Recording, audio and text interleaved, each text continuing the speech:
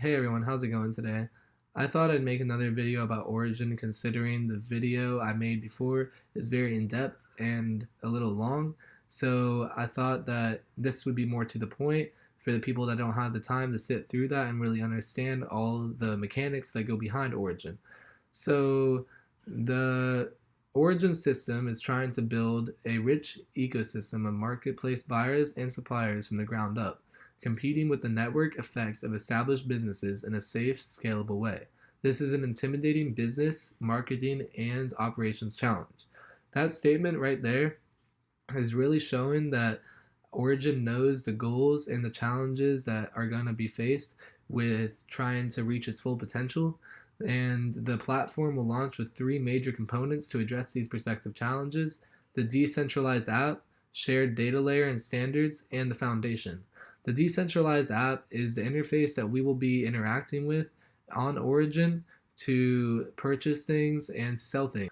That is very nice because it's kind of putting in Uber, Airbnb, eBay, Amazon, and all into one place. And then the shared data layer and the standards is the way the trust system will work. There's going to be reviews, feedback, there's going to be incentives for people to give those reviews and that feedback. And then there's going to be incentives for people to look for spam and to delete that spam or to make it aware to the foundation. And the foundation is a governance system that Origin has. So they will be facilitating the updates and any complaints that people have, and they will be doing identity checks to just make it more secure and to make it more trustworthy of the public. And the incentives are to build a rich ecosystem of buyers and sellers so the Origin D app will not charge standard transaction fees. That's a very interesting point that I pulled out of the product brief because a lot of companies like eBay, Amazon, Uber, and Airbnb take out a cut of the profits from the from the sellers, and then they also have processing fees for the buyers. So you're really not getting all that you're purchasing, or you're paying more for what you're getting, and then the sellers are also receiving less than they should be getting. So then it's just a nice way to kind of beat out that eBay and Amazon and Uber mentality. So the Origin Protocol also makes a non-trivial barrier to entry for most startups looking to expand internationally. So right there, it's saying that international organizations or soon to be international organizations can really use Origin to facilitate that movement.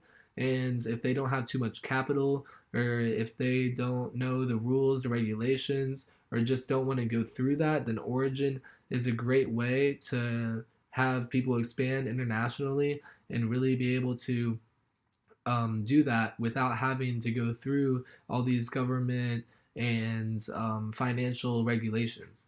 So the other high-level benefits include having built a built-in mechanism to incentivize early ecosystem participants who hold and transact Origin token to use and promote the network. That's very important because there is a market cap and there's a total supply that will be reached once Origin's tokens are released. And it's just nice to know that the fact that holders and other people that are using the token will really benefit from the fact that they've held that token, knowing that the value will go up. And I'm sure that in the crypto world, that is exactly what you want to see in the in a new ICO or a new project. And then the Origin protocol will include user profiles and data, listing of sales goods, and fractional use of assets and services, then the ability to convert fiat currency on the fly to Origin token on their network. So that is really important right there because right now we have to go through Gemini or Coinbase to get it to an exchange like Bittrex or Binance. And obviously, no one likes doing that, and it really reduces the liquidity of cryptocurrencies. And the token being able to just really fast, being able to convert that right from USD to Origin or whatever currency that's fiat into Origin, then that's just really useful because it creates liquidity. And the escrow of funds and deposits, and then the release of funds upon completions of services and goods. So that's really nice because when you're trying to pay for a service like a plumber and then you use the Origin token, he won't receive that until he has completed that service and you have signed on that.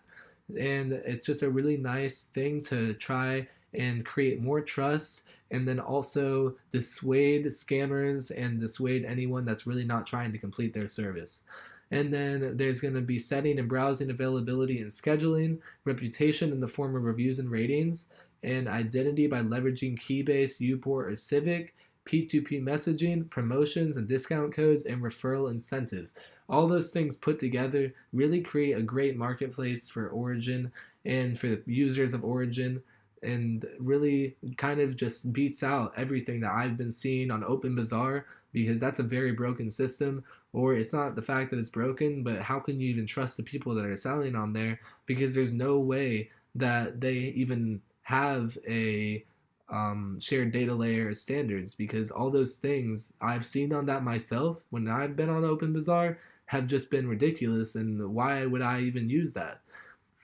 So the token is a utility token that serves a fundamental way to transfer value between participants across the network, which I already kind of talked about, and I don't need to go further into detail. And I think that you really realize that Origin tokens are a really next level way to be able to transact currency across the network.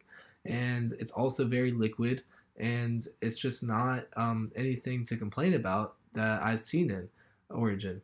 And then the foundation itself is created by two of the founders of Origin, and then it's going to be other members that they find that are outside of Origin currently that haven't even been introduced to it on the team to really create that good balance. And then early investors will the project will be naturally incentivized to use the product and share it with their friends. The higher demand for the token, the higher value for the personal holdings.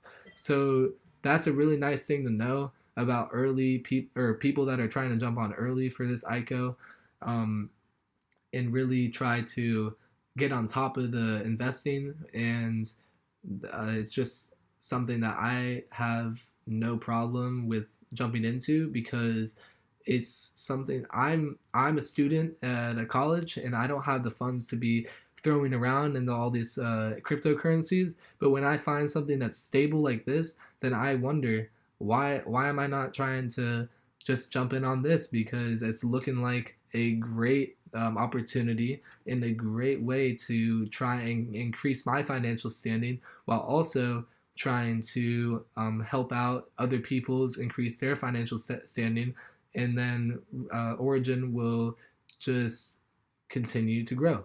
And then I don't see it's just inevitable in my opinion. And they've already created their roadmap.